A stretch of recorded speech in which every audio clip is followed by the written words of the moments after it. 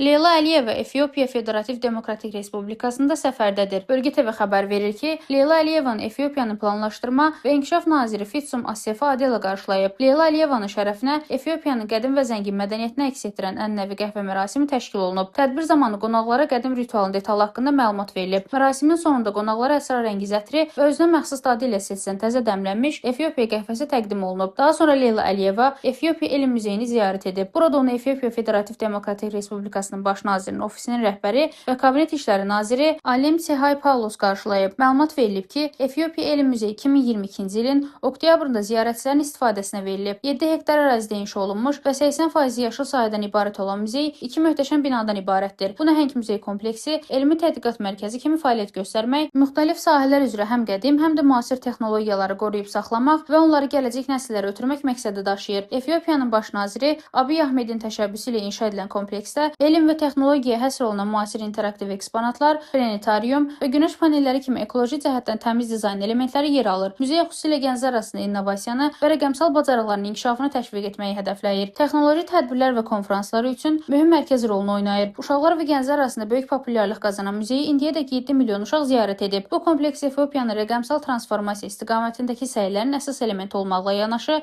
həm müasir elmi, həm də milli irsi uğurla nümayiş etdirilir. Leyla Əliyeva Adva Zəfər Muzeyi kompleksində olub. Adva Zəfər Muzeyi 1896-cı il martın 1-də Adva döyüşündə İtaliya işğalçıları üzərində qazanılan qələbəyə həsr olunan memorial kompleksdir. Kompleks Addis Əbəbə şəhərinin mərkəzində vaxtilə ölkənin hər yerindən gələn Efiopiyalıların Adva döyüşünə yollanmazdan əvvəl toplandığı məkanda yerləşir. Bu tarixi hadisə həm Efiopiya, həm də bütövlükdə Afrika qitəsi üçün xalqın azadlığı uğrunda nümayiş etdirdiyi birlik və qətiyyəti simvollaşdıraraq böyük əhəmiyyət kəsb edir. Söz gedən döyüşdə Efiopiya parlaq qələbə qazanaraq öz müstəqilliyini qoruyub və Afrika tarixində müstəmləkəyə çevrilməyən yeganə dövlət olub. Memorialın girişində İmperator 2-ci Menelik və İmperatoriça Taytu Bitulun, eləcə də həmin dövrdə orduya rəhbərlik etmiş 12 generalın heykəlləri ucaldılıb. Muzeydə pan-afrikaçılığına həsr olunan Efiopiyanın digər Afrika ölkələri və onların liderləri ilə əməkdaşlığını vurğulayan xüsusi bölmə mövcuddur. Kompleksdə müxtəlif müasir və qədim sənət əsərləri ilə yanaşı, həmin dövrə aid nadir artefaktlar, qalxanlar, qılıclar, atıcı silahlar, sənədlər və digər tarixi relikviyalar nümayiş olunur. Kompleksi sərgi salonlarından əlavə